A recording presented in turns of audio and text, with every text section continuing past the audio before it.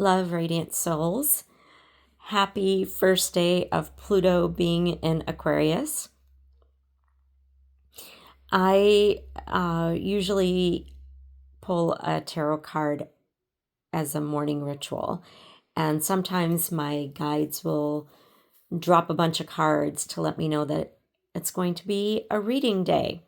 And today was one of those days. These are the cards that I was given in this order. Card 1, card 2, card 3, card 4. No suspense, just showing you the layout.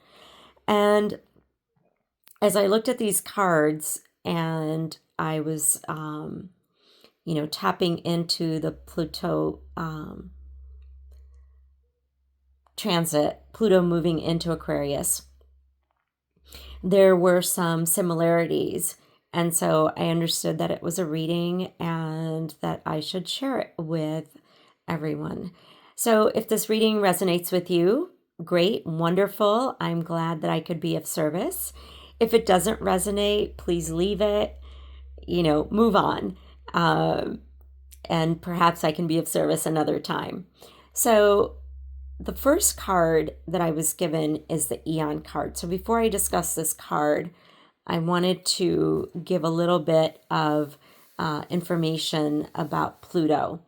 So Pluto is a huge planet as far as its energy goes and how slowly it transits. And so Pluto has a 240-year cycle. If you're into astrology, you've probably heard that the United States has been in a Pluto return. And Pluto has been in Capricorn since 2008. And so now in 2024, it has moved into Aquarius as of November 19th. For us, that's today, in case you're listening to it, in case you're seeing this at a later time. So it will be in Aquarius until 2044. The astrology information that I'm sharing with you is going to be quite summarized. There are many more detailed messages out there that you can listen to about this transit. It's kind of a big deal. So, for our sake, I'm just keeping it brief. The reading is brief, so just want to put that out there in case you happen to be an astrologer and you catch this and you're like, oh my gosh, you barely said anything. It is just a summary, y'all. So Pluto is a transitioning energy. And when Pluto enters a particular area of the zodiac, the themes of that zodiac sign are going to be exposed. They are going to be illuminated. And what is not in resonance with the universe, with the universal plan, will be eliminated. So Pluto in Capricorn since 2008 has been cleaning house. And I'm just going to give you the Capricorn themes. Capricorn is connected to big banking, to the maternal energy, to the patriarch, to top-down government, to mandates, to rules and regulations, to organized religion, any type of top-down leadership is under the rulership of Capricorn. So as Pluto has been in Capricorn, it has been cleaning house, and it started with the housing industry back in 2008 and just moved right down the line. And I mean, we all know what's going on, so, I don't need to go into a whole lot of detail. That is all of Pluto's doing. Now, you might say, wow, that's really cruel. That's not very nice. But think about how much cleaning the housing industry needed, right? It needed to be done. And so the one thing that I want you to make your mantra as we go through Pluto being in Aquarius for, till 2044 is, for the next 19 years, is Pluto is benefic. Everything Pluto brings in or takes away is for my highest good and for the highest good of all concerned, and to benefit Mother Earth. Pluto is benefic. Everything Pluto creates, does, is for my highest good and for the highest good of all concern and for the love of Mother Earth. I said it two different ways. Whichever resonates with you. If one resonates with you, please feel free to use it, make it your own. The biggest message that I'm giving in here is that Pluto is a benefic energy. Pluto does this for your highest good. Pluto comes in and recognizes that we have fallen asleep at the wheel. So it may mean that we get we hit a bump in the road so deeply that we get a flat tire. But if we didn't get that flat tire, we may have ran into an oncoming semi. So things like that. It's a savior energy, but it does it by getting your attention in a very rude way, because that is really how most human beings learn. That's how we really get it. The universe is going to get your attention. So that is Pluto coming into Aquarius, or that was the Pluto energy in Capricorn. Pluto coming into Aquarius. Aquarius rules big technology.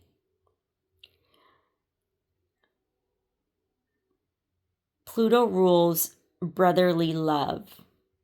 No, Aquarius rules brotherly love. Excuse me. Aquarius rules brotherly love. Aquarius rules grassroots organizations. Aquarius rules homegrown communities. Aquarius can also be very sterile. It can be very cold, and it can very much want to retrieve into its own and not let anyone know what's happening. But for the most part, Aquarius is a forward-moving energy. Aquarius is also quantum leaps. It is, quantum physics is under the rulership of Aquarius. Astrology is under the rulership of Aquarius.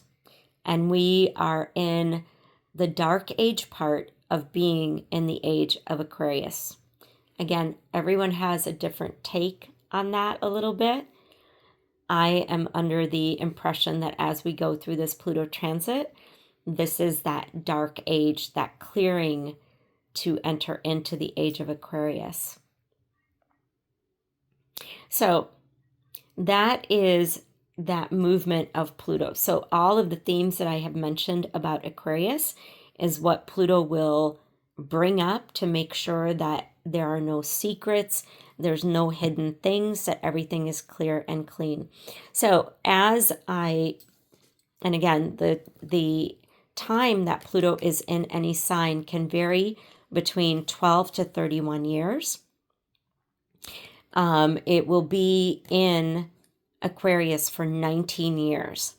And so when I pulled up the Eon card, it literally means a long period of time, And also today's date, 11/19/2024, adds up to 20. And the Eon sign, you'll notice in Roman numeral, is 20. in the major arcana of the tarot. So I knew right then that obviously I was getting a reading, so I might as well just share it and let it all flow out. And so this is what came through today. So the other symbol on this card that I want you to notice is this triangle at the bottom. And the triangle represents the connection between the divine and the earthly realms. It represents balance and harmony between opposing forces. And you'll notice that the triangle is pointing upward, and that represents ascension. This card brings in high discernment. It is all about open to criticism, critical analysis, discriminating, not discrimination, but discriminating. It is discriminating which springs from real insight. It's constructive and free of dogma. So everything that this card is bringing up is coming from the all-encompassing wisdom and knowledge, not through the lens of any particular dogma. So you'll notice on this card, there are 3 bodies here. There is Hadith, the Egyptian god, and then there is Nut, the goddess of the stars, and then there's Horus, their child. And so these 3 god entities are coming into union to bring about this new cycle that we are entering into. And what this card is saying, if you look at the bottom, there are 3 bodies in, like, it almost looks like pea pods, and so or wombs. And what's being said by this card is that to really embody this new age, this new cycle, this new long period of time, is that we have to go through the process of creating union between mind, body, and spirit. That this is not about the intellectual level. This eon is about the heart. It is heart energy. It is heart work. And so the process is long, and it is going to bring us into harmony with the all-encompassing insight, which we have fallen out of as human beings working with each other. So certain things are being brought together within the old paradigm so that we as a people can start working together in greater harmony. And the eon sign, the eon card, the eon sign, the sign of the eon card is exactly that. And so I can't think of a better sign that represents that Pluto energy in the tarot. And so, and I love the fact that all the colors of the chakras are symbolized, and the center is this beautiful gold energy. And so this was the first card.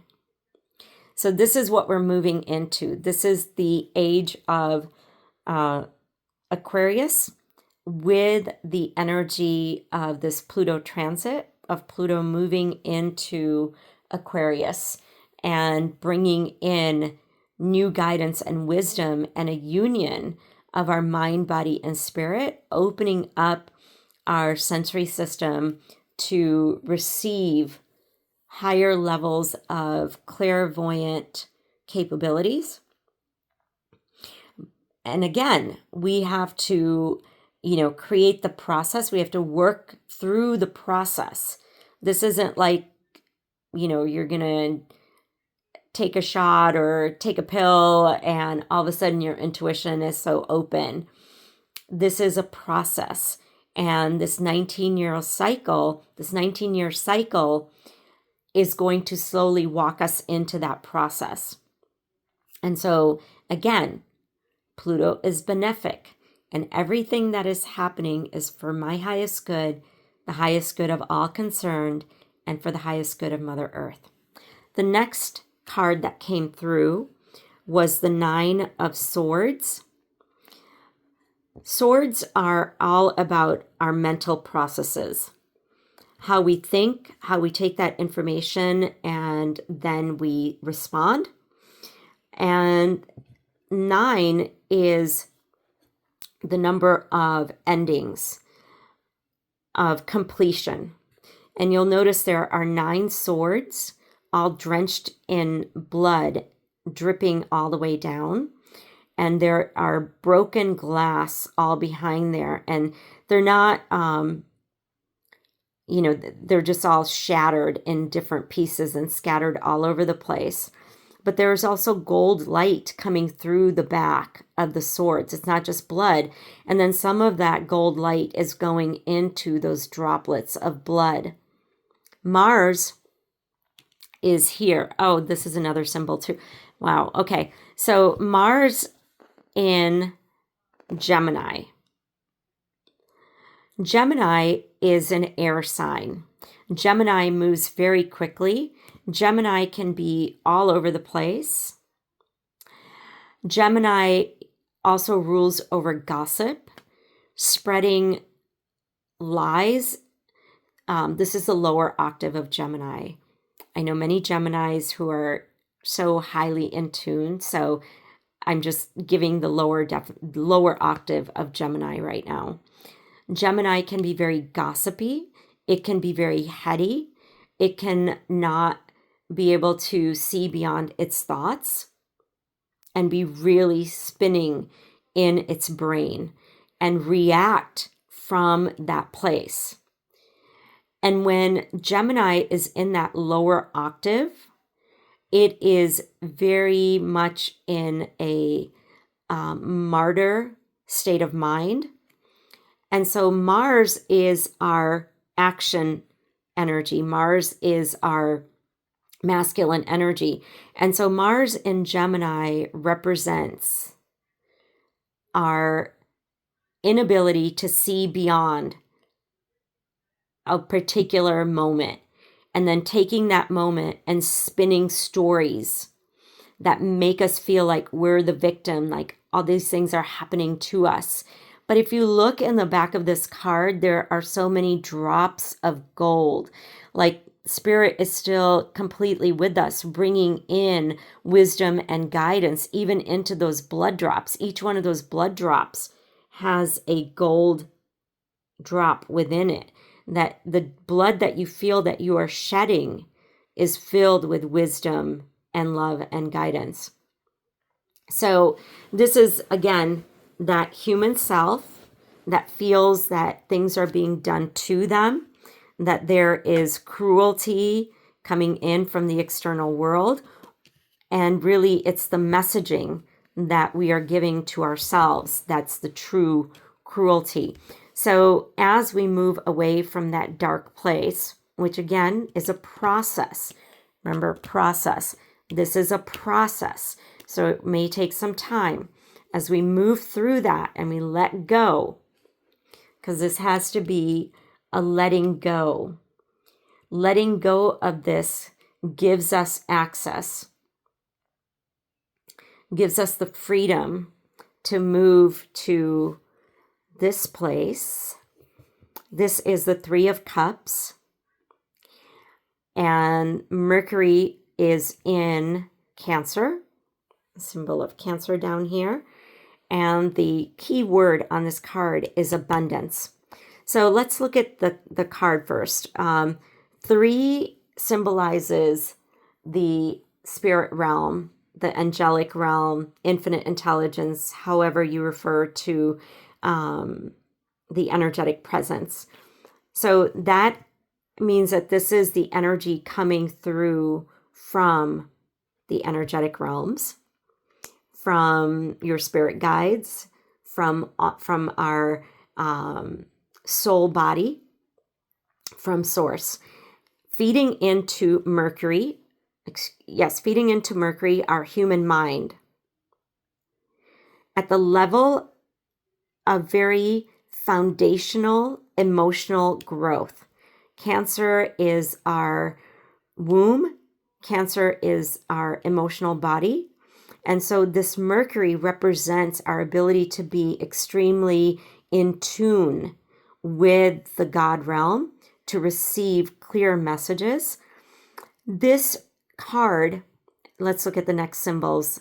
There are lotus flowers bringing beautiful light onto all, those are pomegranates, pomegranate seeds. They're pouring light all around and into each one, pouring into the next, into the next. They're feeding each other. And then the bottom lotus has cords going from all the way from the bottom all the way back up to the top. So as we are fed, we so then feed back into the as above, so below, right? And we are this beautiful pomegranate in between. And the water is such a clear blue with that white around it, symbolizing our auras, our godly energy. And so this is where we get to as soon as we work through all of this, that feeling sorry for ourselves as a collective. And so coming into this space, we recognize this abundance is already here for us. It has never been withheld from us. We are withholding it from ourselves. This is a change of a shift of paradigm coming into this new age, going through the sadness of letting go of what we've thought we were, and then moving into what we truly are, that abundant place. Pomegranates are representative of fertility, creativity, exotic fruit, symbolizing just a beautiful blessing. The color red, representing our groundedness, our root chakra being centered. That gold energy representing our navel chakra being strong and our inner fire being lit. Water representing our sacral chakra, our creativity. The blue is our intuition. And so this is where we are moving to. This is temporary. This is a state of mind. This is the new reception, our new receptivity, our ability to receive from the ethereal realm. Then we move into the final card. This final card is the Knight of Discs. The Knight of Discs, first of all, are everything earthly. They are all that is the material world reality, from your body to your bank account, from the food that you eat to the bed that you sleep in, to the grains that you grow, to the water that you drink. It represents all things earthly. You'll notice that the knight has a beautiful ram's head, I'm pretty sure it's a ram's head, crown on the top of his helmet. And he's removed the helmet from his face to take his, that represents vulnerability, right? Now he could be attacked, but obviously he feels safe enough to take his helmet off. And he's looking at the centrifugal circles of that gold light of the sun behind him and just taking it all in. This again is that God energy. And the horse is resting.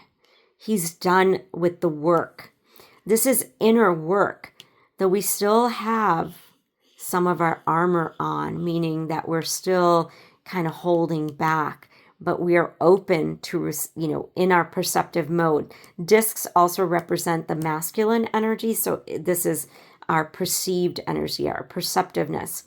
There are grains. This is a time of harvest because those grains are grown, and there's green and gold and beautiful earth, a time of prosperity and abundance, experiencing that abundance from the ethereal realms into the earthly realms. Because when I first saw these two cards, I thought maybe they were in the wrong order, but they're not, because this is coming from the ethereal realms, recognizing being receptive, because cups are receptive. It's the feminine energy. And then experiencing it in the material world, in the discs. The knight is the protector. And so this is our expansion. The Knight of Discs is also, to me, a representation of Taurus. And Taurus really represents our human self, because Taurus represents our sensory system. Taurus represents the earth. It is all about the human body in its optimum level. And so this is that Taurus energy. And we just had the Taurus full moon as well. So this is our sensory system expansion, a new expansion of our clairvoyancy through our sensory system.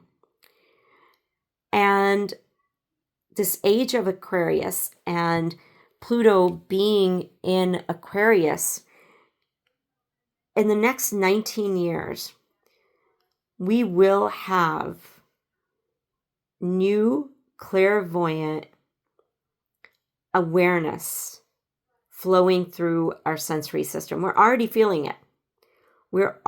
So many people are experiencing it.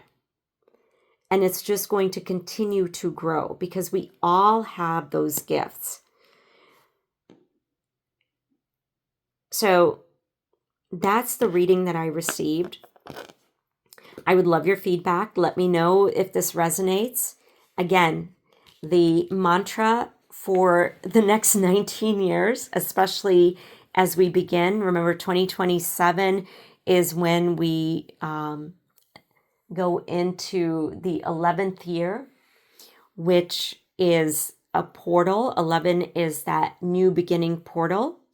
Next year, 2025, is a completion energy. It's a 9-year. 2025 adds up to 9. 2024 is the 8-year. It's our karmic closures, karmic relationships coming to an end, then completions of things in 2025. 2025 is a challenging, balancing year. It is where all of the challenges that come in are meant to help us to create balance so that we can move into that abundance. This is 2026, which adds up to 10, the balance of the masculine and the feminine energy. And then we move into that time of harvest, that portal that opens up, that allows us that vulnerability to take off the mask.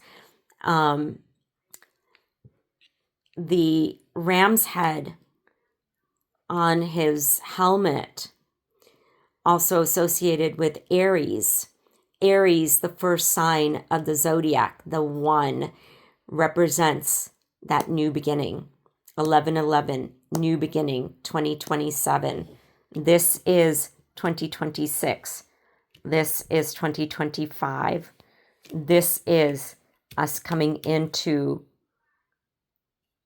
the beginning of Pluto's cycle in Aquarius.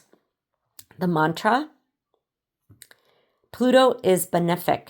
Everything that is happening right now is for my highest good and for the highest good of all and for the highest good of Mother Earth. I love you. Be well. Feel free to leave a comment. Let me know what resonates, and please feel free to share.